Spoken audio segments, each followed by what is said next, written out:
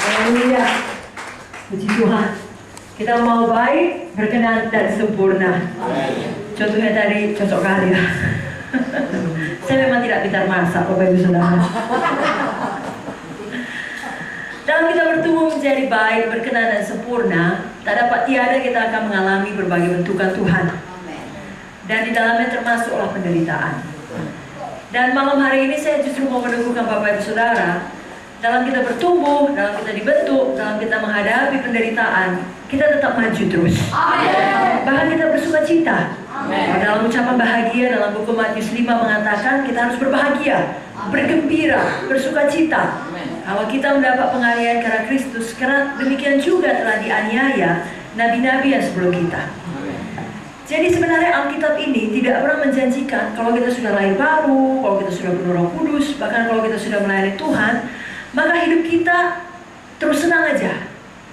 Gak ada masalah, gak ada penderitaan. Gak pernah itu dijanjikan Tuhan. Amen. Tapi justru Tuhan berkata dalam buku Yohanes 16:33, di dalam dunia ini kamu akan menderita penganiayaan, tetapi kuatkan dan teguhkanlah hatimu, aku telah mengalahkan dunia. Amen. Kemenangan Yesus adalah kemenangan kita juga. Amen. Sebabnya apapun yang terjadi di masa yang akan datang, apakah itu berkat yang melimpah atau sebaliknya penderitaan, aniaya yang harus kita alami, dua-duanya membuat kita maju terus. Amen. Baik, berkenan, sempurna. Amen. Karena ada juga orang semakin diberkati dia, lupa dia, sudah senang hidupnya, sudah puas. Misalnya kalau kita sakit sudah disembuhkan, kalau kita tadinya datang kepada Tuhan, kita berhutang, sekarang sudah diberkati dengan materi. Atau kalau tadinya kita belum berkeluarga, sekarang sudah berkeluarga. Atau kalau dulu keluarganya berantakan, sekarang sudah dipulihkan. Lalu kita lupa menjangkau jiwa bagi Yesus. Kita lupa untuk melakukan yang berkenan. Saya percaya menginjil itu berkenan di hati Tuhan. Amin, saudara. Amen. Kita lupa untuk berdoa bagi orang lain, khususnya bagi jiwa-jiwa yang sakit. Jangan demikian. Berkat sebesar apapun, biarlah terus membuat kita bertumbuh. Amen. Biarlah Tuhan, ya seperti Filipi 1:6 tadi berkata, yang telah memulai pekerjaan baik di dalam kita, Dia yang meneruskan hingga pada akhirnya pada hari Kristus Yesus. Amen. Tapi dari pihak kita harus mau. Karena Tuhan tidak pernah memaksa siapapun. Tuhan memberikan kepada kita hati yang memiliki kehendak bebas. Amen. Ya, jadi kita yang membuat pilihan. Oh Tuhan, walaupun saya sudah diberkati, saya mau maju terus, saya mau bertumbuh terus sampai pada hari Kristus. Amen. Tapi di sisi lain, seperti koin mata uang, kalau cuma satu sisinya, ya uang palsu, tidak laku. Amin, Bapak Ibu Saudara. Baik itu koin, baik itu uang kertas, kalau cuma satu sisinya itu tidak laku. Demikian hidup kekristenan, betul, kita diberkati, kita bebas, kita sembuh, kita beriman. Tapi di sisi lain kita juga harus mengalami penderitaan, mengalami aniaya, bukan karena dosa, tapi justru karena hidup mengikut Tuhan. Amen. Alkitab sudah mengatakan dari buku 2 Timotius 3:12, memang setiap orang yang mau hidup beribadah di dalam Kristus Yesus akan menderita aniaya. Jadi kalau kita mau hidup beribadah dalam Kristus Yesus, pasti menderita aniaya. Dengan kata lain, saya dan saudara sudah punya janji temu dengan aniaya. Sudah punya janji temu dengan penderitaan. Tidak usah dihindari, tidak usah ditakuti, tidak usah diherankan, dan tidak usah bingung kalau itu datang. Sama seperti seluruh umat manusia ini, mau kaya, mau miskin, mau suku apa, mau tinggal di Amerika atau di Indonesia, punya janji temu dengan maut. Tidak ada yang bisa menghindarinya. Daripada satu orang pasti mati. 10 dari 10 orang pun pasti mati. Amen. Tidak ada yang tidak mati kecuali Yesus datang cepat dan menjemput kita kedua kali. Sama halnya dengan penderitaan. Saya dan saudara pasti mengalami penderitaan. Amen. Tapi kadang-kala itu kurang banyak diberitakan dalam firman di gereja, karena hal itu menakutkan orang. Dan sayangnya karena itu kurang banyak diberitakan, maksudnya tidak seimbang diberitakan, yang diberitakan hanya berkat, maka ketika penderitaan datang, bisa jadi lebih besar kemungkinannya anak-anak Tuhan memiliki konsep yang salah. Sehingga kalau itu terjadi, mereka marah kepada Tuhan. Mereka menjadi bingung, mereka menjadi kecewa. Ya, mereka mengepalkan tangan mereka, berkata, mengapa Tuhan izinkan terjadi? Bukankah saya sudah melayani Dia? Bukankah saya sudah setia? Bukankah saya sudah patuh? Kok justru ini yang saya dapat alasannya? Kenapa? Karena tidak pernah diajarkan bahwa penderitaan juga adalah bagian hidup dari kekristenan. Ya, tidak bisa hanya mau ini, tidak mau itu. Semua Harus dua-dua kita alami dengan seimbang, saudaraku. Dan itu perlu untuk membuat kita bertumbuh. Amin. Tapi Alkitab sudah menjanjikan bahwa semua mendatangkan kebaikan bagi kita. Izinkan saya membaca dari Roma 8 ayat 28. Kita tahu sekarang bahwa Allah turut bekerja dalam segala sesuatu. Mari katakan segala sesuatu. Ya, segala sesuatu itu berkat juga penderitaan. Amin, saudara. Amin. Segala sesuatu termasuk dalamnya yang baik dan juga yang buruk. Sekali lagi, Allah turut bekerja dalam segala sesuatu. Amin. Untuk apa? Untuk mendatangkan kebaikan. Mari katakan lagi kebaikan. Bagi mereka yang mengasihi Dia, yaitu bagi mereka yang terpanggil sesuai dengan rencana Allah. Berapa banyak di sini mengasihi Tuhan? Mari angkat tangannya. Katakan amin. Amin. Sebabnya segala sesuatu akan bekerja mendatangkan kebaikan bagi kita. Sepanjang sekali lagi kita memilih untuk mau, tidak menyerah, tidak meninggalkan Tuhan. Bapak Ibu Saudara, selain tentunya Tuhan Yesus teladan utama kita, dan Tuhan Yesus pun menderita ya. Bahkan tidak ada orang lebih menderita daripada Yesus. Dan Dia menderita karena Dia patuh pada kehendak Bapa. Dia tahu betul apa yang harus dia alami dan itu sangat berat. Di Taman Getsemani Dia berlutut dan berdoa sampai 3 kali. Apakah doanya? Ya Bapa, kalau boleh, lalukanlah cawan ini daripadaku. Tapi bukan kehendakku jadi, kehendakmu jadi. Dan dikatakan peluhnya sampai menjadi darah. Dalam ilmu medis, kadang-kala katanya kalau orang dalam stres tingkat yang sangat tinggi, peluhnya, keringatnya bisa menjadi darah. Jadi berat sama Tuhan Yesus harus berangkat ke Golgota. Tapi Dia lakukan karena Dia tahu kehendak Bapa. Rupanya mematuhi Tuhan mendatangkan penderitaan. Nah, kadang-kadang orang tidak tahu konsep itu. Sebabnya banyak orang dengan mudah menuduh, mendakwa jika seorang di dalam penderitaan, maka yang lain bukan yang mengasihi, bukan yang menolong, bukan yang mendoakan, tapi mudah saja membuat telunjuk, apa dosamu? Kita tidak mau demikian. Karena kita mengerti bahwa saya tidak selamanya orang menderita karena dosanya. Bisa jadi dia menderita sama seperti Yesus karena patuh pada kehendak Bapa. Amin. Dan selain daripada Tuhan Yesus yang tentunya paling sangat menderita, ada juga tokoh dalam Alkitab yang menderita karena dia patuh. Namanya Yusuf. Kita tahu dari kisah Yusuf, justru karena kepatuhannya lah sejak masa mudanya, dia masuk dari satu penderitaan kepada penderitaan berikutnya, kepada penderitaan berikutnya, kepada penderitaan berikutnya. Pertama sekali dia patuh kepada bapaknya. Dia memang anak yang spesial bagi bapaknya. Semua abang-abangnya disuruh boleh kerja di ladang, tetapi dia tinggal di rumah. Lalu kemudian bapaknya berkata, Sup, maaf bang. Coba kamu lihat abang-abangmu yang sangat hormat Bang Yusuf. Kamu cari dulu itu, pergi kamu ke Sikam. Sampai dia di Sikam, tidak ada abang-abangnya. Sudah patuh tidak? Sudah cukup. Dia bisa pulang ke rumah dan bilang, Papa, Bang Abang tidak ada di Sikam, jadi saya pulang. Justru karena kepatuhannya, seperti yang dikatakan Alkitab, kalau ada orang memaksamu berjalan 1 mil, berjalan bersama dengan dia 2 mil. Kalau dia menabrak pipimu yang satu, berikanlah kepada juga pipimu yang lain. Kalau dia meminta bajumu, berikanlah kepada dia juga jubahmu. Itulah yang dilakukan oleh Yusuf. Tidak ada abang-abang di Sikam, ada yang memberikan informasi. Mereka di Dotan, tidak ke Dotan. Karena patuhnya. Sampai Dotan, apakah upah kepatuhannya? Apakah dia mendapatkan kemuliaan, pengangkatan? Dari jauh, mari kita bunuh dia. Singkat cerita, tidak dibunuh, tapi dimasukkan ke dalam sumur. Lalu kemudian dijual. Dari seorang yang begitu nyaman hidup di rumah bapaknya, jadi seorang budak. Sekejap saja berubah. Tapi dari seorang budak, pertama dijual kepada saudagar Ismail, lalu kemudian dijual lagi di Mesir kepada rumah Potifar, seorang kepala serdadu daripada Firaun. Yusuf tetap takut akan Tuhan. Ya, dia tidak keluar daripada jalan Tuhan. Bahkan kemudian dia mendapat godaan. Istri Potifar, Mama Poti, mulai main mata. Keliripan. Bang Yusuf, sini dong. Dia mengajak untuk melakukan perbuatan najis bersama dengan dia. Lagi-lagi karena patuh pada kehendak Bapa. Tidak mau. Di manakah Yusuf landing? Apakah dia landing mendapatkan penghargaan dari Potifar? Memang istriku itu binal Yusuf. Kau berhasil menjinakkan dia. Ini kuangkat gajimu lebih tinggi. Tidak, dia landing di penjara. Untuk waktu yang tidak ditentukan. Dan seluruh dunia berpendapat betullah itu. Jadi dari dulu sudah ada hoax.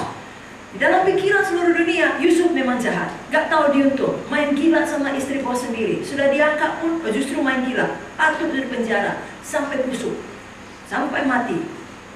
Kenapa? Karena patut. Tidak patut itu semua Yusuf menahan penderitaan. Tapi di penjara, dia ketemu dengan juru minuman dan juru makanan daripada Firaun. Singkat cerita, dia tolong juru minuman, mukanya sedih. Dia tanya ada apa. Juru minuman memberitahukan mengenai mimpinya. Dia artikan dan mengatakan 3 hari lagi kau akan kembali kepada posisimu. Betul terjadi seperti mimpi itu. Dan Yusuf berpesan, meminta tolong, memohon dengan amat sangat, ingatlah aku kalau nanti kau keluar. Tidak diingatnya. Sudah pernah melayani, berkorban bagi orang, tidak ada yang mengingat kebaikan saudara. Welcome to the club. Amin. Semua hamba Tuhan harus mengalami penderitaan. Amen. Tetapi walau juru minuman Firaun tidak mengingat Yusuf, Tuhan mengingat Yusuf. Amin.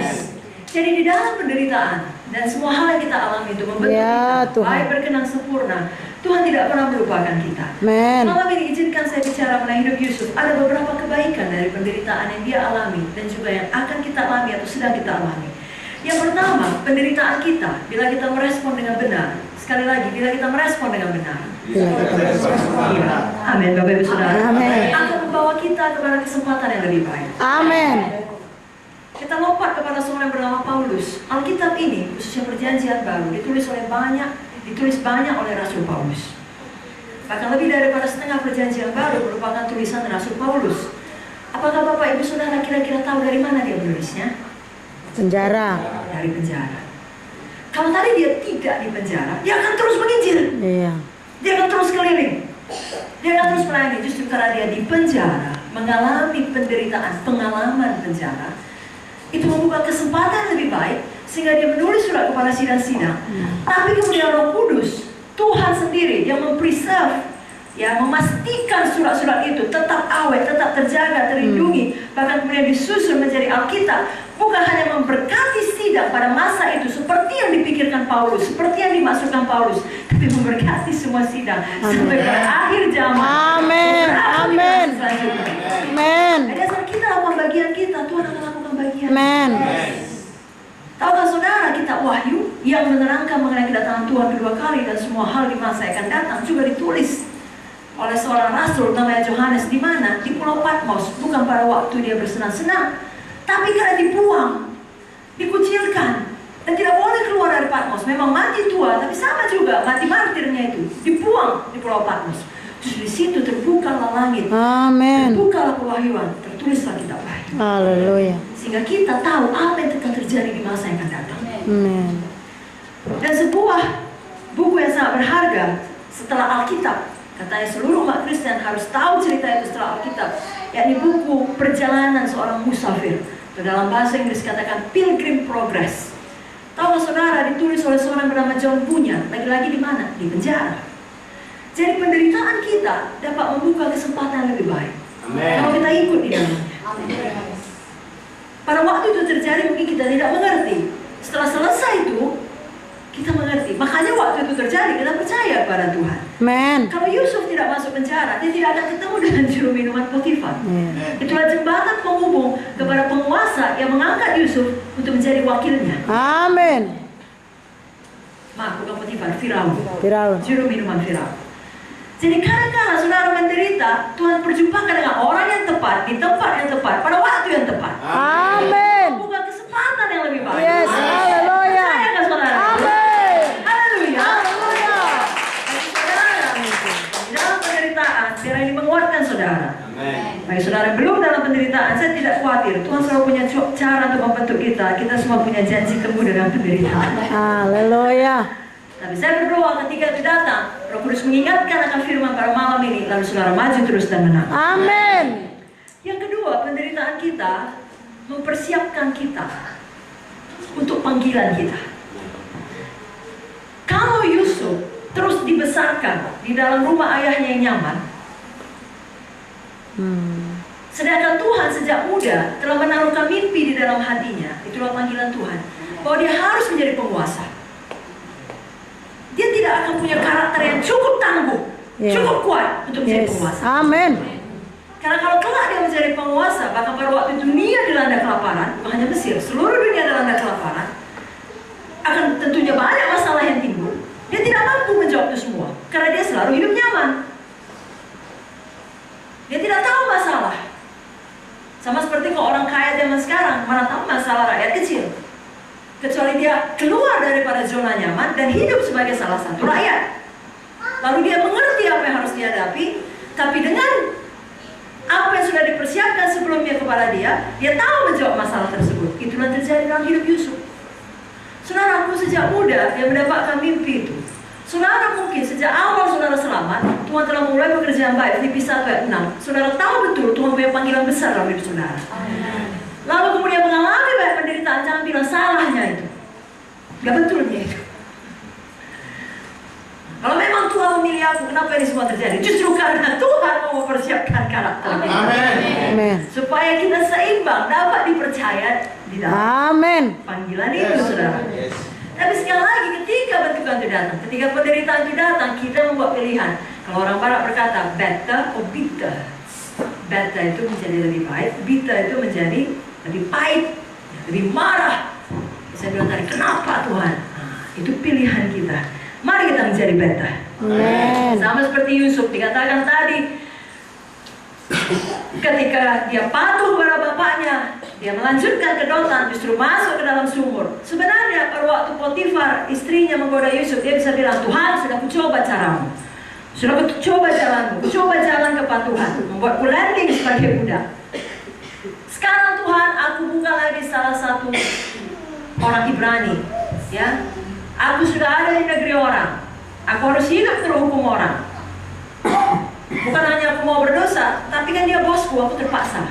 Banyak orang seperti itu. Tapi Yusuf tidak.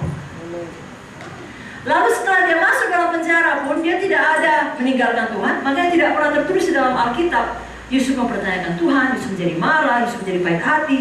Yusuf tidak ada mengeluarkan perkataan-perkataan yang jahat. Itu sebabnya Yusuf seringkali digambarkan para teologian sebagai gambaran daripada juru selamat.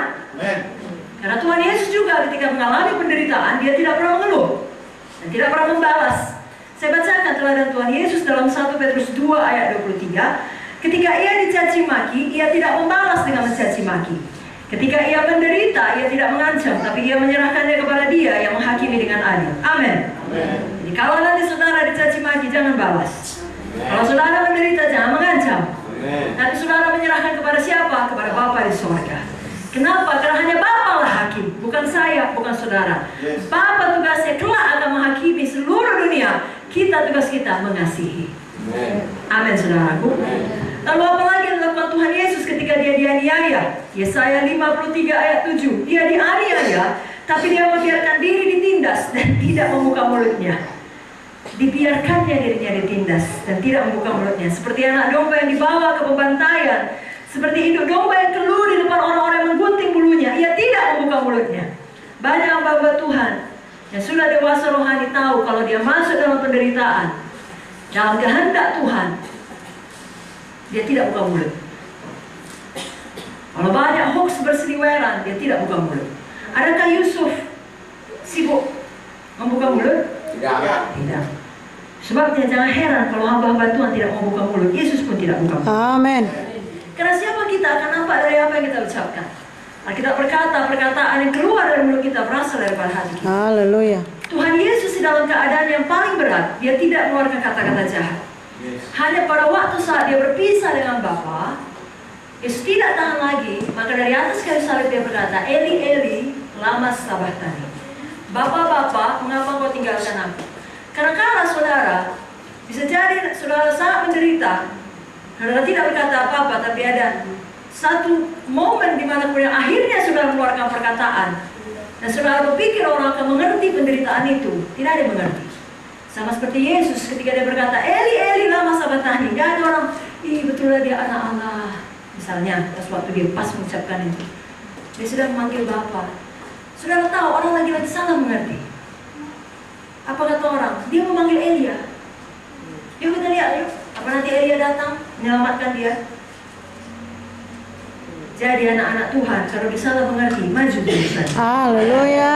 Yesus lebih lebih dahulu mengalaminya. Amen. Tahukah saudara apa perkataan Yesus mengenai semua orang itu? Ya Bapa, dalam Lukas 23:34, ya Bapa, ampunilah mereka, sebab mereka tidak tahu apa yang mereka berbuat.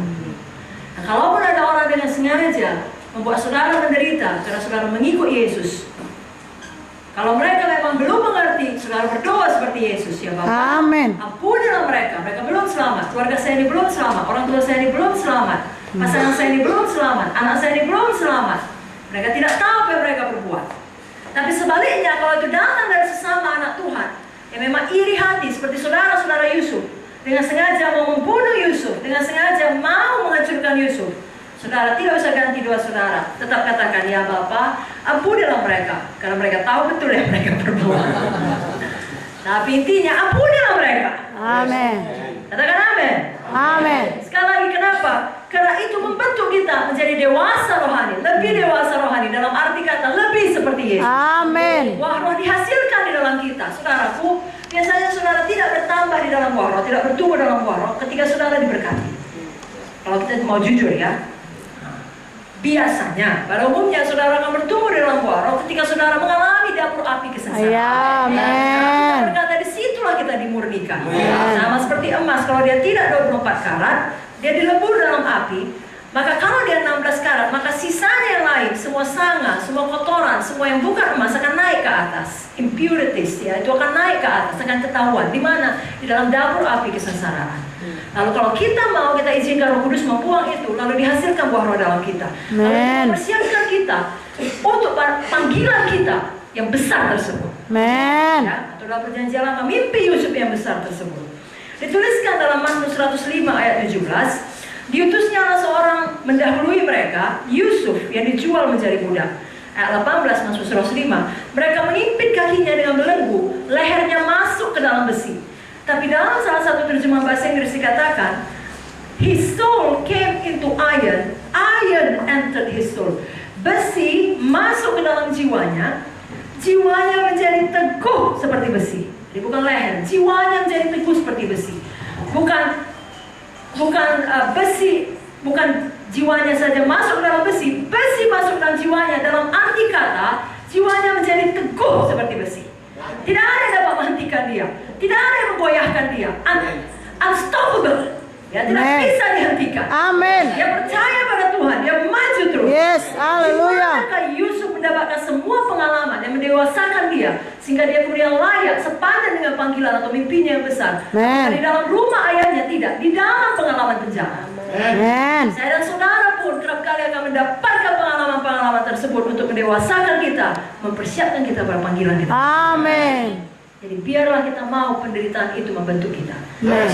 Ya, bapak saya kekasih, kakak-kakak saya kekasih. Saya percaya, katakanlah 10 tahun atau 20 tahun yang lalu sebelum diutus ke tempat kita masing-masing, kita tidak selembut ini. Haleluya. Kita tidak serendah hati ini. Haleluya. Ya. Kita mungkin punya banyak tuduhan atau tuntutan kepada Ibu Munte. Ya, seharusnya Ibu Munte begitu, atau kalau Bapak Munte masih hidup, Bapak Munte seharusnya begini, begitu. Tapi setelah kita 10 tahun kemudian, atau katakanlah puluhan tahun, 20 tahun, 2 dekade demikian, kita sendiri mulai mengalami apa yang mereka alami. Amen. Lalu kita menjadi lebih mengerti hati. Amin. Lebih rendah hati. Haleluya. Kenapa? Melalui penderitaan. Amin. Ya, jadi puji Tuhan untuk penderitaan yang mendewasakan kita. Haleluya. Seperti Yusuf pada waktu Tuhan diangkat Tuhan tinggi, saya percaya semua bapak, ibu, bapak, kakak diangkat Tuhan tinggi. Haleluya. Yang ketiga, masih mau yang ketiga? Amin. Sedikit lagi. Penderitaan kita akan justru menjadi kesempatan membuktikan integritas kita. Amin. Kalau Yusuf ya tidak pernah mendapatkan penderitaan, bagaimana dia? Terima kasih. Thank you. Bagaimana dia digoda oleh istri Potifar, lalu kemudian dia menolaknya? Orang-orang tidak akan pernah tahu bahwasanya Yusuf orang yang kudus. Betul? Kalau Yusuf tidak pernah dijual dan menjadi budak dan tetap bertahan mengikut Tuhan, orang-orang tidak akan pernah mengenal Yusuf sebagai seorang yang tangguh. Ya. Dia akan dikenal sebagai anak manja, pemimpi, bermulut besar. Justru penderitaan itu membuktikan siapa dia sebenarnya. Amin. Sama seperti spons, banyak orang salah mengerti mengenai saudara, sampai saudara melalui dapur api penderitaan. Lalu orang tahu, oh sebenarnya dia begini. Jadi itu jadi kesempatan bagi dunia untuk melihat Yesus di dalam saudara. Amin. Ya kalau spons, katakanlah spons itu warna kuning ya. Untuk mandi biasanya banyak spons-spons berwarna-warni. Kita beli yang warna kuning, lalu kita masukkan air putih, kita biarkan dia menyerap aqua tersebut, kita diamkan sesaat. Tapi satu spons lagi, yang kuning juga, kita buat menyerap air Coca-Cola. Tapi kita diamkan sesaat. Sekilas nampaknya dua-dua sama. Sama-sama ke gereja, sama-sama beribadah, sama-sama melayani. Tapi kapan tekanan datang? Tekan kuat-kuat spons tadi. Kalau memang isinya air putih, akan keluar air putih. Amin. Tak akan keluar teh, tak akan keluar kopi. Sebaliknya kalau tadi isinya Coca-Cola, saudara buat bagaimanapun tak bisa keluar air putih. Itu sebabnya, mulai dari sekarang isi hati kita dengan firman. Amin. Tekanan datang, penderitaan datang, itu hanya menjadi kesempatan untuk menunjukkan kita orang-orang yang mengasihi Tuhan. Amin. Haleluya. Orang berkata, aku ini sebenarnya orang yang sabar. Tapi karena ditekan seperti itu, maka aku marah. Makanya aku ngamuk. Kalau aku nggak digituin, tanya pernah aku ngamuk. Tanya pernah ada cakap keluar kotor atau keluar jahat. Orang baiknya aku. Itu tidak betul. Memangnya dia pemarah. Haleluya. Ya, ada kekotoran. Lalu Haleluya. ketika ada kesempatan mengeluarkannya, ditekan dia keluar yang kotor. Haleluya, betul. Tapi itu ada baiknya, sehingga kalau saudara mau rendah hati, saudara mengakui, kupikirnya aku setia, rupanya enggak. Kupikirnya aku jujur, penipu juga. Misalnya begini saudaraku ya, pulang kita dari ibadah ini, tiba-tiba ada uang 400.000 di situ. Nah, apakah yang kita lakukan? Apakah kita langsung nyanyi, ku nyanyi haleluya? Tuhan memimpin langkah-langkah orang benar. Dari kebetulan di dalam hidup ini betul-betul berkat tercurah. Atau sebaliknya, itu kita berikan kepada Bapak Pendeta Bernard dan berkata, Pak, ini ada yang tinggal uangnya. Bapak umumkan. Nah, siapa yang kehilangan? Amen. Jadi baik itu godaan, baik itu penderitaan, apapun caranya, jenisnya, itu justru membuktikan siapa kita sebenarnya. Amin. Dunia akan melihat siapa kita yang di dalam.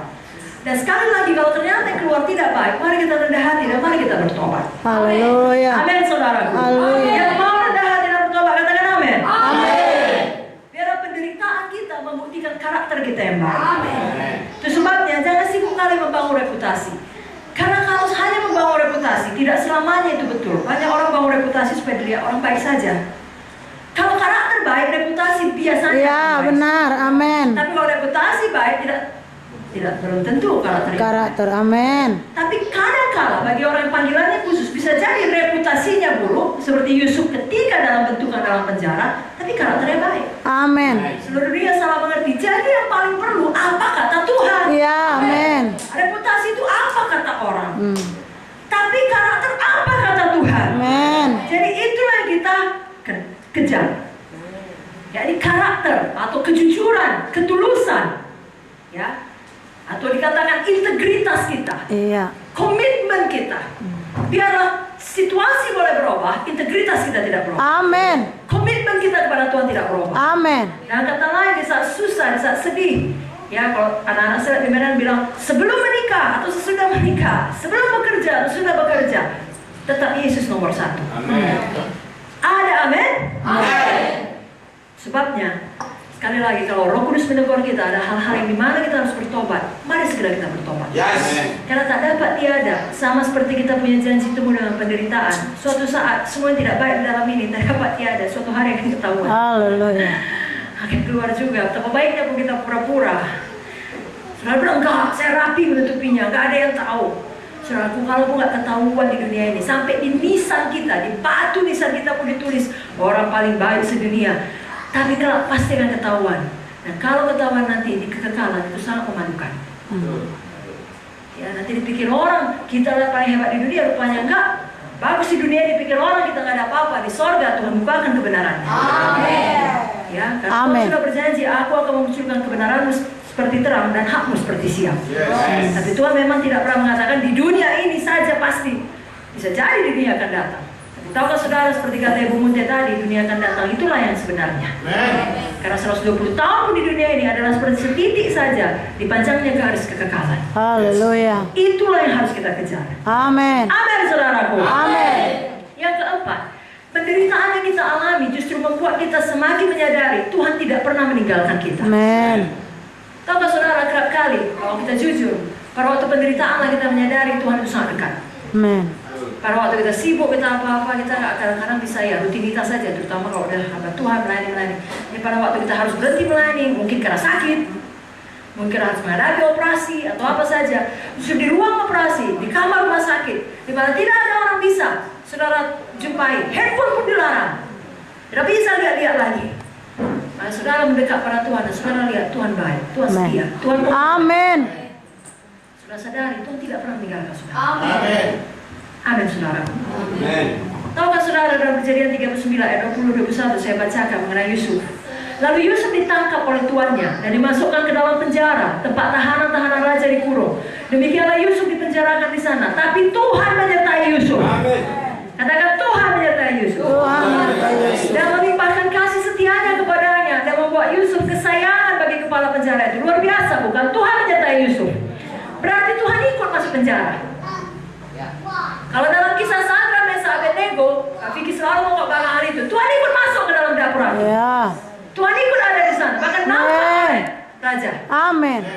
Betul? Betul. Itu sebabnya jangan takut akan penderitaan. Haleluya. Jangan takut akan sengsara. Haleluya. Jangan takut akan bentukan Tuhan. Amin. Kenapa? Karena jaminan kita Tuhan tidak pernah meninggalkan kita. Amin. Amin. Ibrani 13 ayat 5 jelas dikatakan, aku sekali-kali tidak akan membiarkan engkau. Yes. Dan aku sekali-kali tidak akan meninggalkan engkau. Amin. Sebab itu dengan yakin kita dapat berkata, Tuhan adalah penolongku. Aku tidak akan takut. Apakah yang dapat dilakukan manusia terhadap aku? Hanya satu yang bisa memisahkan kita dengan Tuhan. Bukan situasi yang berat. Hanya satu saja yang bisa. Dosa kita. Sebabnya kalau penderitaan datang, pastikan itu bukan karena dosa. Sepanjang hati nurani saudara tidak menuduh saudara, walaupun kita belum sempurna. Tapi kalau itu bukan karena dosa saudara, maju saja, walau seluruh dunia melawan saudara. Karena yang jelas Tuhan menyertai saudara. Amin. Tapi kalau memang ada bagian kita, ada dosa kita bertobat. Amin, saudara. Amin. Dan tidak perlu marah pada Tuhan kenapa ini jadi, karena memang hasil taburan kita. Apa yang kita tabur harus kita tuai, itu hukum Tuhan. Ya, bukan Tuhan tidak mengampuni atau tidak memulihkan. Sama seperti kalau ada seorang gadis, ya, masuk ke dalam dosa percabulan, dosa kenajisan, lalu hamillah dia di luar nikah. Bukan Tuhan tidak bisa mengampuni. Kalau dia mohon ampun pada Tuhan, ya dia ampuni Tuhan. Tapi kan setelah dia ampuni bukan hilang janin itu. Iya. Hilang, kan enggak? Harus dihadapi. Kalau ternyata laki-laki tersebut tetap jahat meninggalkan dia harus hidup sebagai orang tua single. Dia harus membesarkan anak sendirian. Bukan Tuhan tidak bisa memulihkan, bisa Tuhan pakai anak itu jadi hamba Tuhan. Amin. Tapi tetap ada harga yang dibayar akibat dari dosa tersebut. Itu sebabnya kita tidak boleh sesat. Apa yang kita tabur akan kita tuai. Mari pilih untuk menabur dalam kebenaran. Amin. Karena, saudaraku, kalau kita menabur dalam kebenaran, artinya kita patuh kepada firman. Ketika penderitaan datang, ketika masalah datang, ketika semua yang buruk-buruk datang, kita akan tetap bertahan. Amin. Tahukah saudara, orang yang patuh kepada firman dapat masalah. Orang yang tidak patuh pada firman juga dapat masalah. Percayakah saudara itu? Iya. Saya bacakan ayatnya. Matius 7 ayat 24. Setiap orang yang mendengar perkataanku ini dan melakukannya, ia sama dengan orang yang bijaksana yang mendirikan rumahnya di atas batu. Kemudian turunlah hujan, datanglah banjir, lalu angin melanda rumah itu, tapi rumah itu tidak roboh, sebab didirikan di atas batu. Tapi setiap orang yang mendengar perkataanku ini dan tidak melakukannya, ia sama dengan orang yang bodoh yang mendirikan rumahnya di atas pasir. Kemudian turunlah hujan, datanglah banjir, lalu angin melanda rumah itu, sehingga robohlah rumah itu dan hebatlah kerusakannya. Jadi sekali lagi, kalau anak Tuhan, orang Kristen, bahkan hamba Tuhan dapat masalah dalam bentuk apapun, jangan dihakimi. Karena Alkitab sudah jelas-jelas mengatakan semua dapat masalah. Mau baik nggak baik, dua-dua dapat masalah. Bedanya adalah orang yang mendirikan rumah di atas pasir, yang tahu firman tapi tidak melakukannya, ketika badai datang, ketika angin melanda, artinya ketika masalah datang, ketika penderitaan datang, tidak tahan, dia akan roboh. Nah, hebatlah kerusakannya. Sebaliknya kalau kita di dalam kebenaran, di dalam kepatuhan, mempraktekkan firman, tahu firman dan melakukannya, masalah tetap datang juga.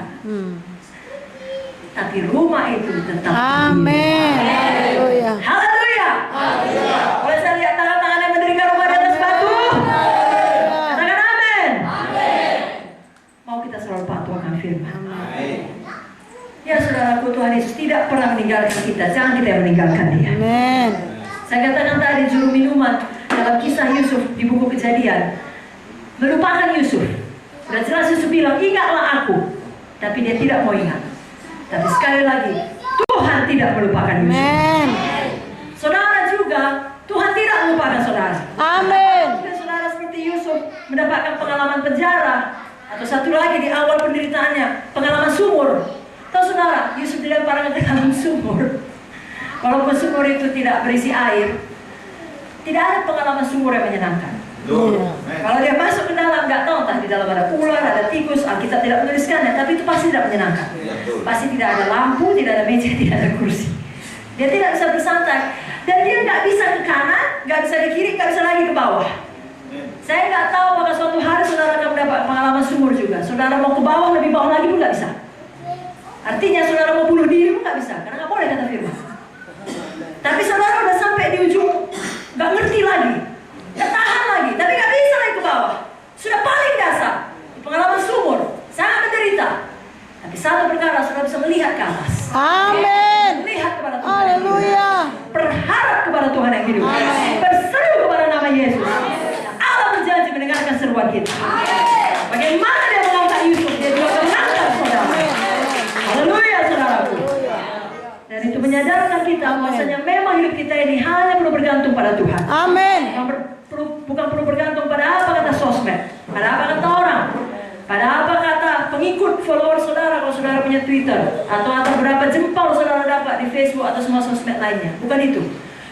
Jangan pernah berharap pada manusia. Karena seperti juru minuman Firaun, mereka bisa melupakan saudara. Dan dalam hidup Yesus juga demikian. Hari ini apa yang mereka lakukan? Hosana bagi anak Daud, Hosana bagi anak Daud, gitu kan? Berapa hari kemudian orang yang sama, salibkan dia, salibkan dia. Nah itulah. Jadi kalau saudara menaruh pengharapan saudara pada orang-orang yang saudara layani, yang telah saudara tolong, oh hari ini iya anakku pun buat seperti nama bapak, nama ibu. Iya pertama kali membuat hoax mengenai kita. Jangan heran, saudara lihat ke atas, pandang pada Yesus, menyadarkan saudara bahwa hanya Yesus yang kasih hati, hanya Dia yang setia, dan hanya Dia yang selalu Tuhan. Yohanes 15 berkata, di luar aku kamu tidak dapat berbuat. Aku pokok anggur kamulah caranya. Hanya di luar Yesus, bukan di luar uang, bukan di luar sosmed, hanya di luar Yesus. Jadi jangan mau sampai di luar Yesus. Biar selalu di dalam Yesus dan Yesus dalam kita. Katakan amin. Sekali lagi amin. Dan yang terakhir malam ini, saya serahkan kepada Ibu Pendeta Victoria sebentar lagi. Yang kelima yang terakhir, penderitaan yang kita alami mempersiapkan hati kita untuk pelayanan. Tahukah saudara, Yusuf, saya bacakan ayatnya ya, Kejadian 40 ayat 6 sampai 7. Ketika pada waktu pagi Yusuf datang pada mereka, segera dilihatnya bahwa mereka bersusah hati. Lalu ia bertanya kepada pegawai-pegawai istana Firaun yang ditahan bersama-sama dengan dia dalam rumah tuannya itu, mengapakah hari ini mukamu semuram itu? Jadi ayat 6 mengatakan, di penjara yang sama, suatu hari masuk juru makanan dan juru minuman, lalu mukanya muram. Mereka nggak ada minta tolong, nggak ada cerita, hanya mukanya muram. Yusuf dengan sukarela menawarkan diri. Kenapa? Karena Yusuf sudah lebih dahulu mengalami penderitaan itu. Bahkan dia masuk penjara lebih dahulu tanpa kesalahan. Jadi dia tahu perasaan itu. Dia ngerti pada waktu mukanya muram, dia datang. Dia lebih sensitif. Hatinya lebih peka terhadap penderitaan orang tersebut. Amin. Kenapa? Karena dia memilih untuk mau dibentuk Tuhan. Bisa juga, oh sama lah kita. Aku pun begini, kau pun ikut mampus. Nah, bisa. Maafkan perkataan kasar. Tapi untuk menerangkan, bisa juga dia pilih yang berbeda. Tapi Yusuf tidak. Tahukah saudara, kerap kali anak-anak Tuhan yang sama sekali tidak mengalami penderitaan, langsung mendapatkan kedudukan yang tinggi atau jabatan yang membuat dia tenang. Tidak begitu peduli dengan orang lain. Bagi mereka itu hanya angka, hanya gol. Ya, mereka tidak begitu peduli. Tetapi kalau saudara pernah mengalami penderitaan, saudara lebih sensitif bahkan itu. Bagi bapak itu saudara yang mungkin datang dari keluarga tidak punya ayah dan tidak punya ibu, dan merasakan sakitnya tubuh besar tanpa ayah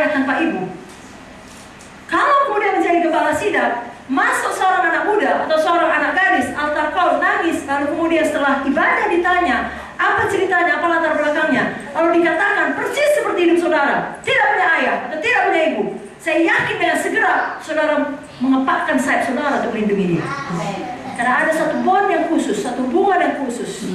Sudah mengerti penderitaan. Amin. Kebanyakan orang-orang yang menyerahkan hidupnya untuk melayani pemakai narkoba adalah tadinya bekas narkoba. Amin. Sudah mengerti? Mengerti ya. Orang-orang yang dibesarkan di panti lalu kemudian berhasil, biasanya adalah orang-orang yang kelak setelah berhasil menolong lagi anak-anak panti. Penderitaan yang dia alami mempersiapkan dia untuk pelayanan. Ada seorang anak muda, dia punya mimpi yang besar untuk hidupnya. Singkat cerita, dia berhasil dan sukses. Dia menikah dengan gadis pujaan hatinya. Tapi terjadi hal yang tak pernah diinginkan, tak pernah dimimpikannya. Anaknya lahir autis. Semua cara sudah dicoba, sudah berdoa, sudah datang kepada pendeta, tetapi anak tetap autis. Lalu kemudian mujizat datang dalam bentuk yang tidak diharapkan. Diterima itu, sungguh-sungguh mendidik anak itu. Begitu berhikmatnya sehingga anak itu bisa mengerti Yesus, bisa berfungsi seperti orang normal walaupun dengan autisnya. Lalu dibuatnya lah satu kurikulum pendidikan berbasiskan Alkitab kepada seluruh anak autis yang kemudian disetujui oleh pemerintahan salah satu negara bagian Amerika, disusul dengan semua negara bagian lainnya, memberkati ribuan bahkan jutaan. Haleluya. Kenapa bisa demikian? Datang dari penderitaan. Amin. Oke, mari kita berikan tepuk tangan bagi Tuhan Yesus. Tuhan, kalau seorang yang pernah divonis kanker dan dikatakan tidak ada bisa jaminan untuk hidup, hanya sekian puluh persen, lalu dilaluilah semua pengobatan medis disertai dengan iman, rambutnya habis, alis mata pun habis, sudah kayak pocong kan, tubuh menjadi kurus, makan tidak bisa, sebegini, tapi dilalui semua, lalu akhirnya sembuh. Dan kemudian ketika diperiksa dikatakan cancer free. Itu biasanya orang-orang dari jarak 100 meter pun sudah tahu mana penyakit kanker. Punya hati yang khusus untuk mereka. Kalau dia mau dibantu Tuhan, dipersiapkan Tuhan untuk pelayanan. Sebabnya Bapak Ibu Saudara, sekali lagi jangan takut dengan penderitaan jenis apapun. Masing-masing kita ada panggilan Tuhan. Amin. Tuhan punya jalannya masing-masing untuk membawa kita, saudara. Amin. Mari kita mau. Amin. Dan Roh Kudus memampukan kita. Amin. Biar kita terus bertumbuh, Amin. baik, berkenan dan sempurna. Amin. Haleluya. Haleluya. Kita serahkan kepada Ibu Pendeta Victoria. Haleluya. Terima kasih, Bu.